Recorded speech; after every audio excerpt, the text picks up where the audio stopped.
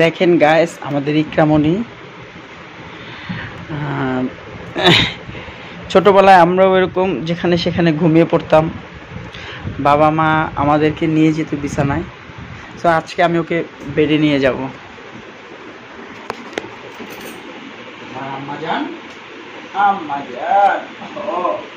ঠিক এভাবেই আমাদের বাবা মা আমাদেরকে কোলে করে নিয়ে যেত।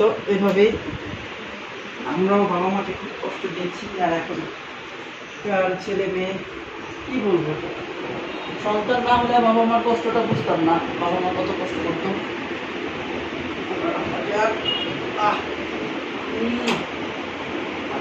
বালিশটা ঠিক করে না। এগুলো কি আর বড় হলে মনে থাকবে? জীবনে থাকবে না। আমার যেরকম মনে নাই, আমার আব্বা আম্মা এরকম আদর করতো, ওরও মনে থাকবে না। দাও মোবাইল দাও।